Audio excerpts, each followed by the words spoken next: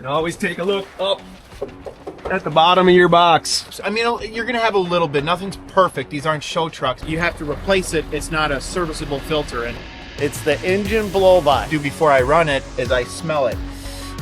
But more importantly, it's magnetic. Good morning, good evening, good afternoon, one and all. Alex and Tim and I are going to walk you through exactly what we look for before we buy a used truck. And we've all bought plenty of used trucks separately, and we're going to just go through point by point what each one of us looks for, because we all look for something a little bit different when we're in the middle of buying one of these. And this is going to be a 3-part series. So today we're going to be talking about used trucks. In the next video, we're going to be talking about used skid loaders. And then in another video, used mini excavators. And the reason we're doing this is because over at the dirtmonkeyshop.com, we have worked with a company called Yes Leasing. And they have a bunch of repo heavy equipment and trucks. And Yes Leasing is the kind of a leasing company that I was talking to Tony from Yes Leasing. He's like the head guy of Yes Leasing. And yesterday, Tony told me that if a guy has a pulse and a good story, he can get them financing. Right. I'm not joking. This is what Tony said. Now, it's not gonna be the cheapest financing, Right. but Yes Leasing will finance just about anybody. They will give them a chance. So, they've even got trucks on it. Now, we've got trucks on our website on dirtmonkeyshop.com. Yep. Skid loaders, heavy equipment, all sorts of equipment. But we're going to walk you through today exactly what we look for. So let's dive right into it.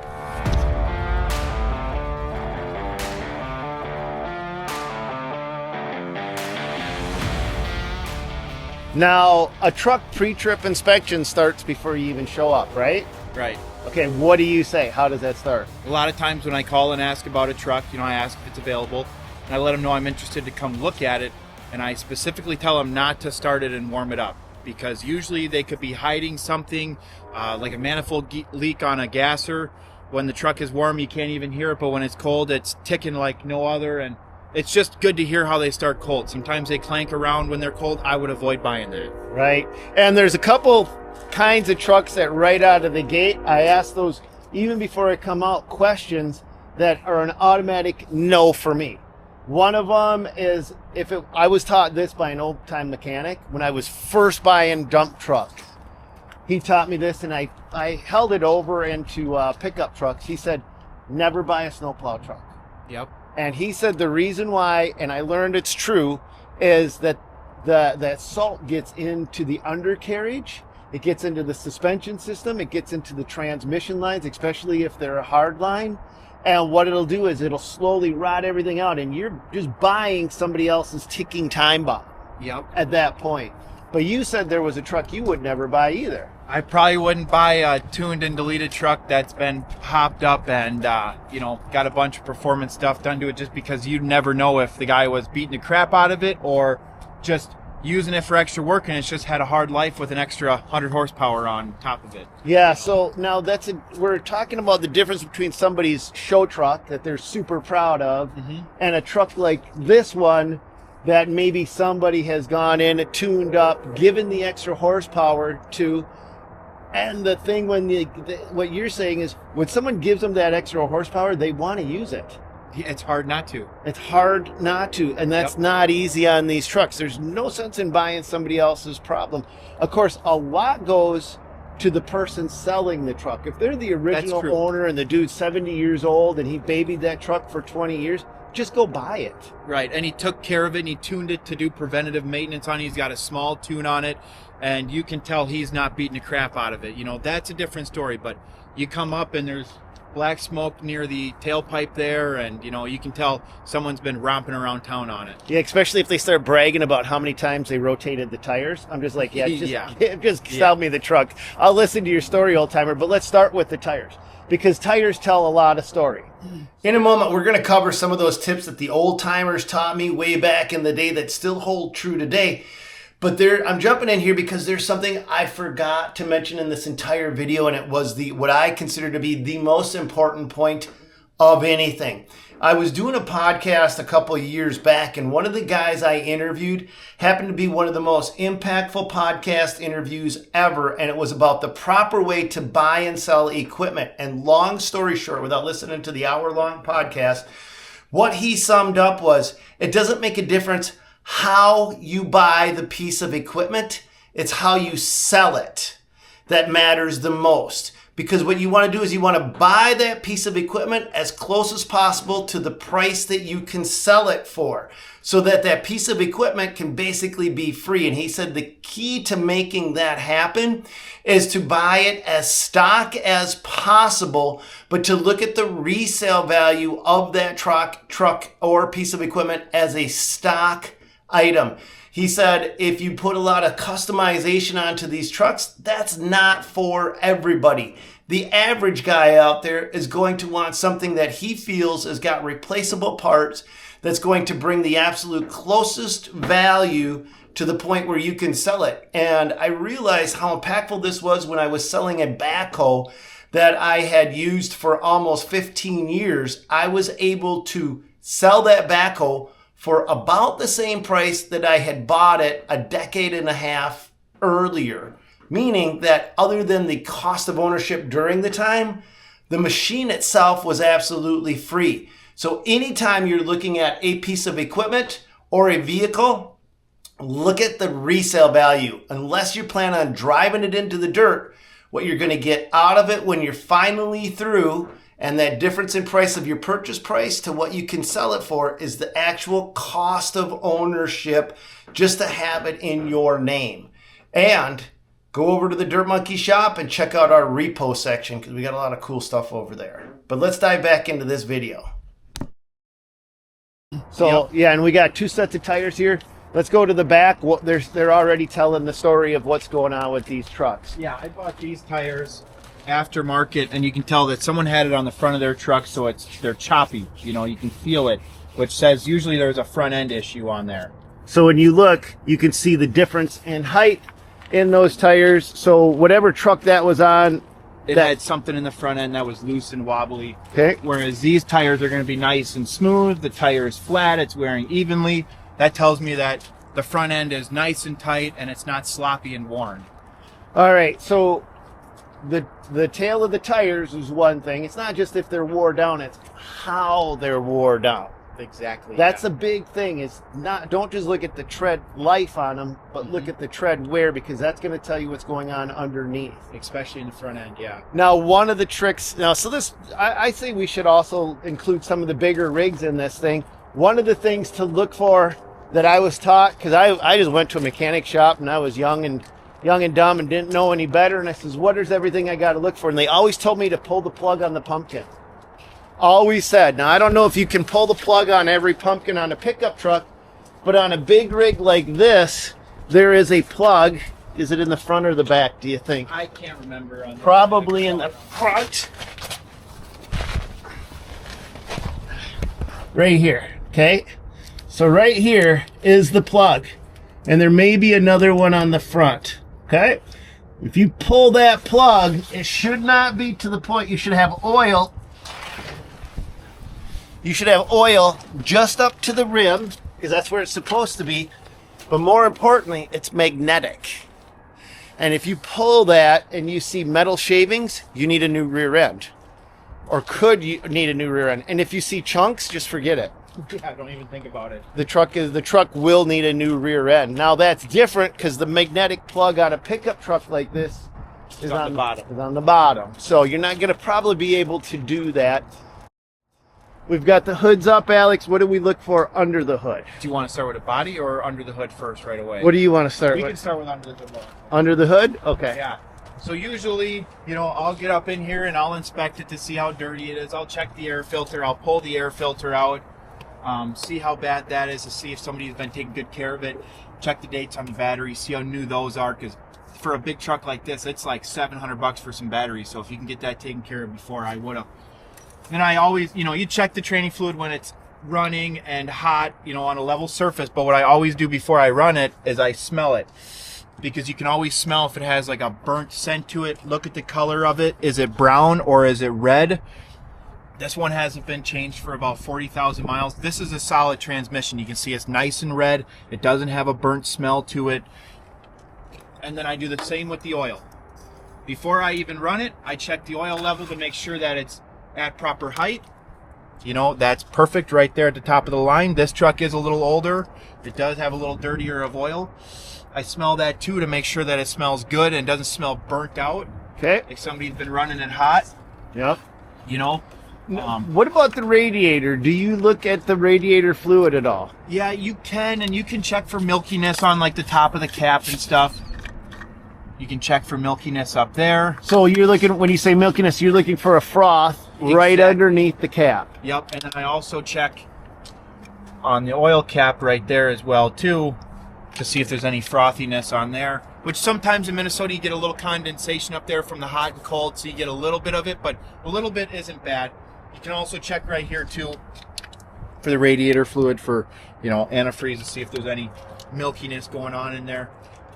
Are you ever going to pull the oil, the cap for the oil and run the engine? Yep, so that's what I would do when it's cold. And On big rigs, this is a mandatory step. Yep. On a truck like that, it's the engine blow-by. So what you want to do is you want to pull that cap. Let's show them what we're going to do it. Yep, I'll start the truck and then I pull the cap. Okay.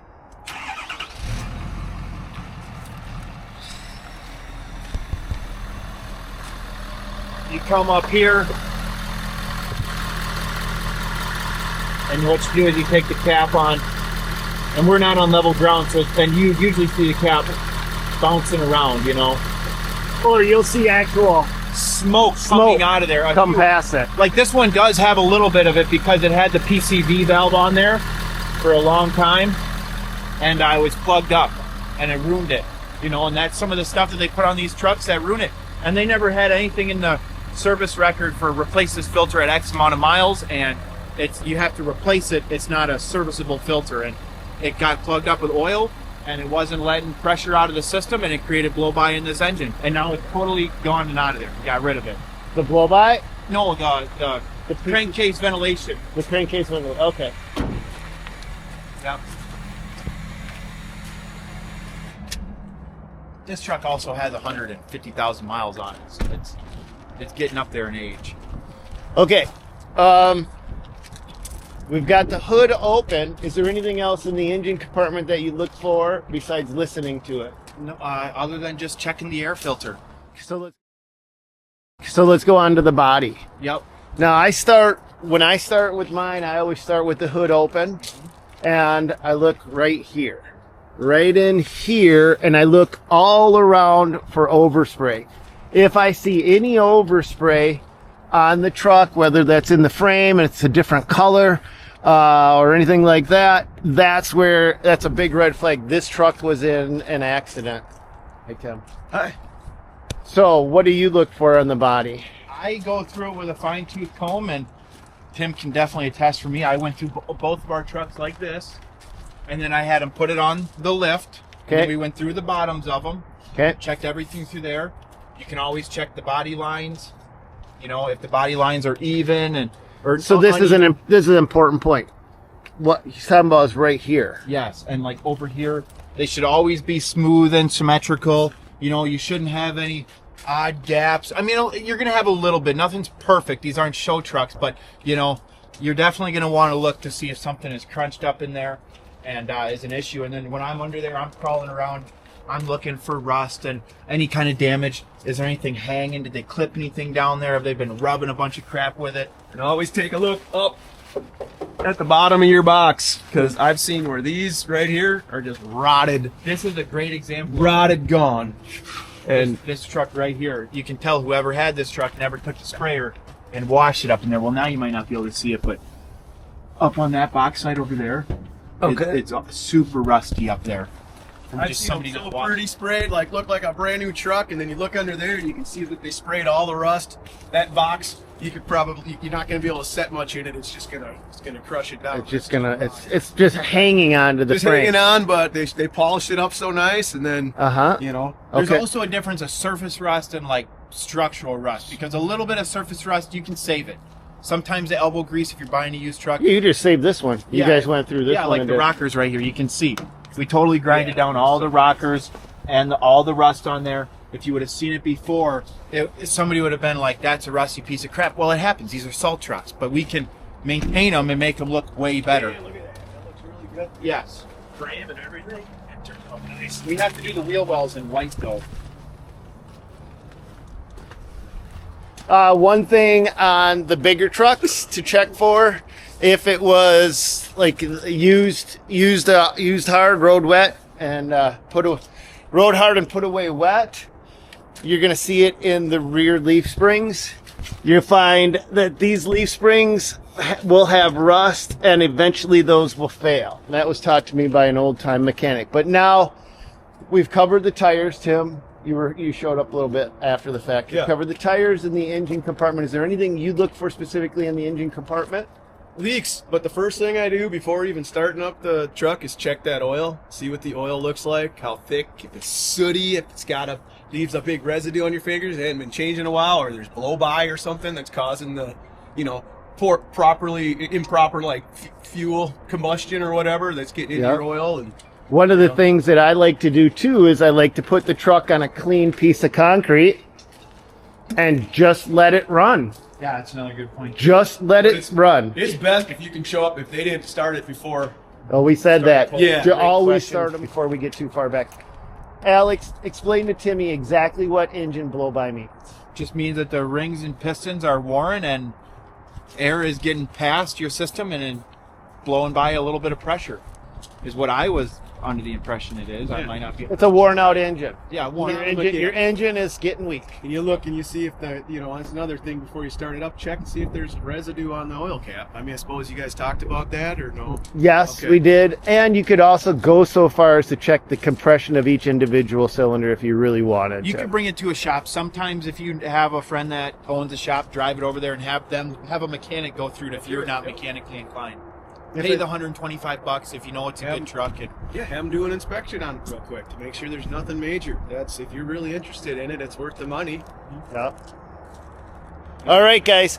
Another thing, too, before we dive back into the rest of this video, make sure that you hit that subscribe button because we're going to be comparing skid loaders, how to buy them, and Mini X's as well. I said it in the beginning, but I'm going to say it again right And here. then All check right? your fluids too. Like if your power steering pump's low, if your brake fluid's low, like and grease. If you got Do you ever check to see if your blinkers are half full of water? first thing, check the. oh yeah, like mine right here. Mine's got mine inch did of too. water. No, I don't. Mine's got an I inch thought of you were water. gonna. I thought you were getting. That is an actual. Oh, look at my. I broke my tail light. Yeah, but on Tim's new truck, we found Yeah, it was- water in the actual Yep. tail light, I thought halfway you were going filled into up. like blinker fluid or something. But No, but for real. I would have never imagined to see water in my tail. And light. that was something I wasn't even looking for. Like I said, I got through and looked at these trucks like this and never seen that. Yeah, because it's right there. I mean, this is the water, but that actually could also look like It's how it's supposed to look. how it's supposed to look. There's a line right there. so anyways. many lines in these things. Right. Yep, and then you do that. You start it up, leg it, take it for a test drive. That's how because you can't really check the front end out too good on that, but you can when you sit in there and you kind of give it this. If there's clunking, if there's something going, you could have tie rod ends, ball joints, front end. I mean, these trucks, especially if they were a plow truck, check out them front ends because Never buy a plow truck. That's one of the things Well- I said earlier is you never buy a plow truck, and Alex said you never buy a tuned truck. Is there any truck you would never instantly buy? Not right off the top of my head, but A salt truck, a truck that hauls stuff. salt. But you can see if someone maintains that stuff and they took good care of it. Salt truck. If they've sprayed it off when they're done using it, there's a chance that it's. It depends on who owns it. What about inside of the cab? Is there anything you specifically look for, or don't you? Isn't that as critical Well, to I'm you guys? picky about options. Like I was looking specifically for a center console. Like I wasn't gonna find one without. Yeah, but that's just being nitpicky. Yeah, that is. What is the structural things that are going to improve a guy's ability to buy the right kind of a truck? I mean, just if it's clean, if it's well taken care of, does everything work? You know, do the lights work? Does the dash work? Does the radio work? If it's got power Air mirrors, conditioning. check the power mirrors. Just run stuff through the cycles. Like Check you- every single thing. When you're driving it, you're rolling down the windows, you're turning the radio up, you're turning the stations on. You know, sometimes This one's a pet peeve of mine. Don't listen to the radio on your test run. I've gotten into so many vehicles with people, and then the first thing they do is they turn that radio on and they're trying to feel like they're settling into the vehicle. No! If you haven't bought it yet, that test run is meant to turn the radio on, make sure it works, and then turn that fricker off. Because now you're listening for road noise. You're listening for any ticks in the engine. You're trying to feel if there's any resistance in the steering wheel, anything funny. Anything that does not sound like a sweet running truck is what you're looking for, because these are all negotiation points before the sale is done. If you've already made the sale and then you discover it, well, then it's too late. Then it's a warranty issue, and good luck with that. Don't listen to the frickin' radio on your test run. Just make sure it works. Even my brand new truck, my 2022 Ford, the back rear door doesn't work. Right out of the factory, doesn't work. And you had that power steering pump issue too. Right out of the gate. Yeah, right out of the gate. So just because you're getting a new one doesn't mean you're getting That one, a this perfect one's one. power steering didn't work when we first got it. So you one sit had in there and you're power like, steering pump issue, man, too. this thing is hard to turn. And then, you know, they say they do a 128 point inspection, but they didn't catch that. they didn't catch the power steering pump. But they put a new one in before we even Yep. bought it. They Okay, put- okay. They did they were like bending over backwards for us, you know, like, oh, we hope these guys buy this truck. There's a few people out there that wouldn't have caught that, and then they get a truck. I mean, They they get stiff. probably would have honored it. I would have. Oh yeah, everybody's No, if you're buying, everybody's bought a They truck wouldn't. and had a story to tell afterward. Yeah, I they wouldn't feel. have honored it. Not that place. if you're buying from a dealership, you know, Yep. Yeah, don't But- say that they'll honor it, because you can't You guarantee don't that know. every dealership is going to No. honor it. Don't assume that they're going to honor it, because I assumed I bought this truck after a month and had a couple issues with it, and went back to the same dealership I bought it with, and I got screwed. I bought a dump truck in Georgia, and I bought it in January, and it was 30, 40 degrees, 50 degrees in Georgia. And I said to him, I want brand new oil filters, brand new fuel filters. I want brand new everything filters, but specifically the fuel filters. But I never checked. And the reason why I wanted the fuel filters and I wanted that fuel anti-iced up, I wanted my dethaw in it, because I was driving it from Georgia to Minnesota. And I was froze on the side of the road because the dealership I bought the dump truck from didn't do the very thing I asked him to do. And the truck froze up. As I drove from Georgia to Minnesota, the fuel line froze up. And I was stuck on the side of the road, sleeping in a frozen dump truck until a tow truck came and got me.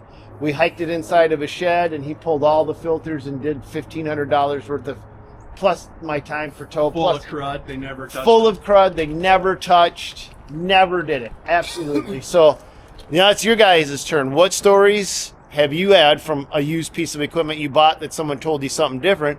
And what else would you look for in a truck when you're going to buy them? Is there anything specifically we didn't cover for diesel versus gas?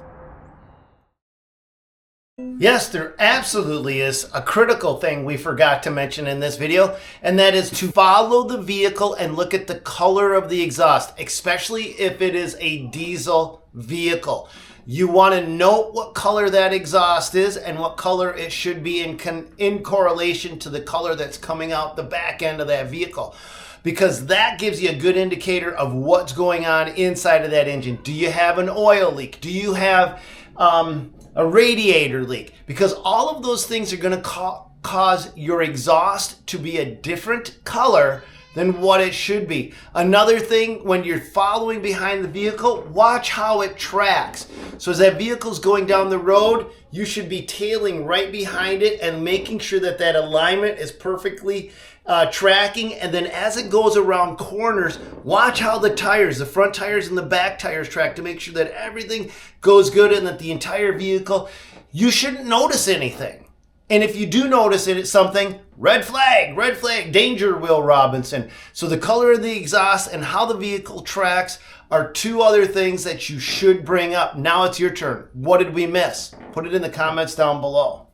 But we got a little bit more left to this one. Now it's your turn. Let us know. And if you are in the market for any used equipment, go over to the Dirt Monkey shop. We have the entire repo section. And Timmy, I was talking to Tony yesterday from Yes Leasing, and he told me that if a guy, his words, if a guy can fog a mirror and tell a good story, he'll get him financed. Fog a mirror is the old school term for if you're still breathing. Yeah. If you're breathing, he'll get you financed. So it's phenomenal. Do we have approved ready yet over at the Dirt Monkey I Shop? was talking to him on the way over here. Okay, so we're going to have 2 different forms of credit approval ready for you over there. So if there's anything you want to buy while you're over there, you're going to have Yes Leasing, which will be able to finance you guys that may not be financeable any other way. And then we have another company on the horn that's going to give you more conventional leasing, maybe a little bit cheaper, but you have to jump through a few different hoops that you would have to do otherwise. But that's it for this video. God bless. Go get them. And now it's your turn. Let's hear your story.